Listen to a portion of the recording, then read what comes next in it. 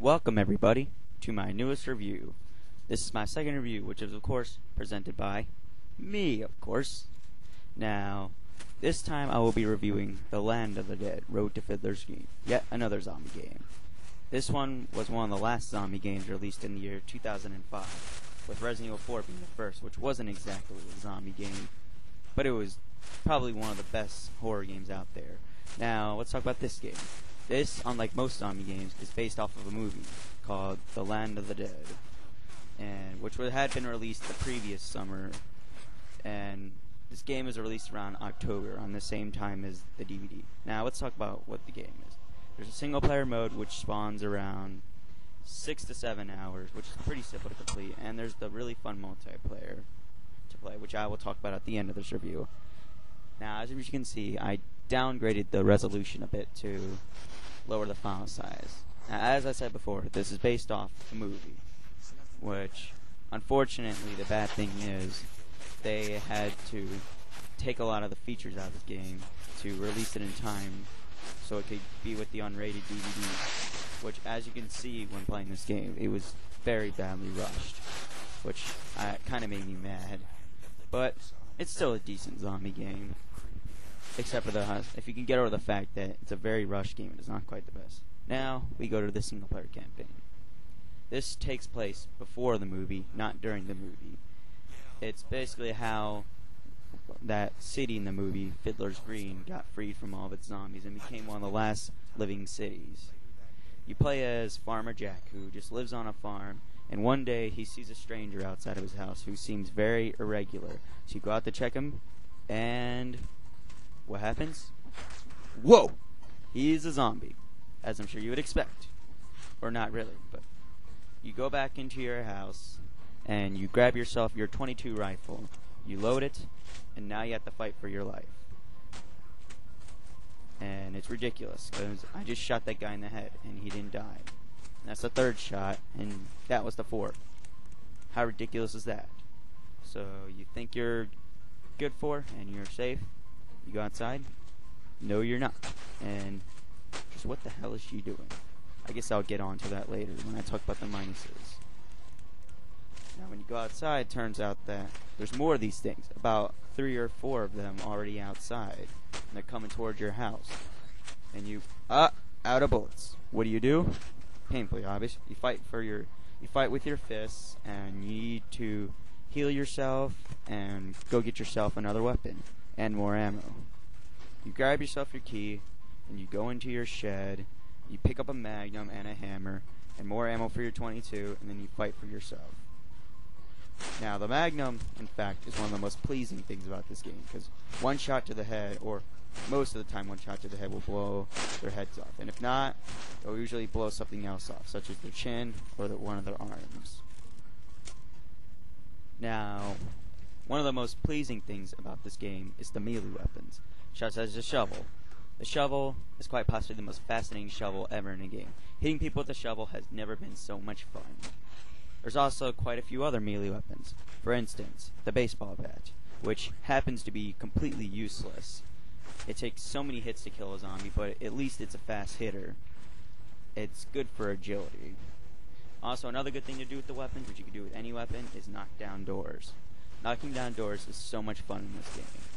If you don't want to wait for the zombies to go through the door, and the door you just don't feel like opening the door, you can always bust it down to get a good peek of what's on the other side. And then the best thing about this is probably the axe, which, if you get a lucky headshot with the axe, it's a one-hit kill. Now, as I'm sure you know with most games, they have their bad sides. For instance, let's start on the first one. One of the really bad things about Land of the Dead is its terabad artificial intelligence. Which, yes, I said it. It's terabad. Just, what is he doing? Some guys, times they will sit in front of you not do anything, and what the hell are you doing? You're just standing in my house. Are you even going to try to kill me? What about you two? Are you guys even going to come at me, or are you just going to sit there and just walk around in circles? What are they doing? Trekking or something? After you wait a bit, they will probably eventually realize that you're there, and then they'll eventually come towards you. Isn't that fascinating? AI is probably one of the best, most enjoyable things about this game to laugh at. And what about you? Are you even going to try to get me? Yeah, I guess I'll give you a head start. Now, another bad thing about this game is its graphics. I mean, just look at that cornfield. It looks like a bunch of pieces of paper combined together. And it's easy to get lost in there. That's probably one of the worst things. Now, one of the better things about this game is its lighting. The lighting seems to somehow work very well in this game at times. However, sometimes, like about right here, that shows a bad case of lighting because they're behind a shadow. And as for the gore department, gorehounds will probably be pleased by a little bit in this game. It's not quite the best, but it's decent. Like, shooting zombie heads with a magnum is really fun, but one of the most disappointing things in this game is the grenades. The grenades show a sign that they really rushed this game, because just look at that. They don't do crap to zombies. And if the explosion doesn't hit them, it still seems to hit them, but it blows off a body part. Now, another thing about this is the weapons.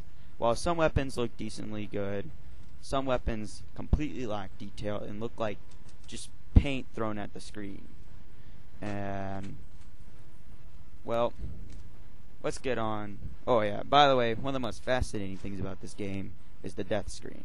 Just watching these zombies chow down on your body is just, for some reason, pleasing for some reason.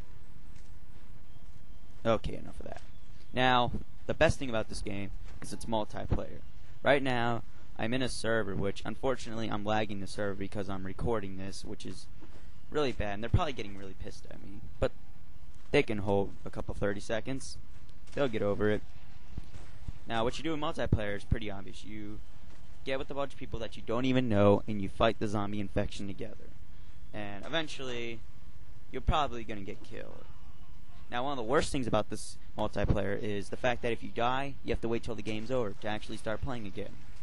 Whose senseless idea was that? But I guess it's realistic in a way.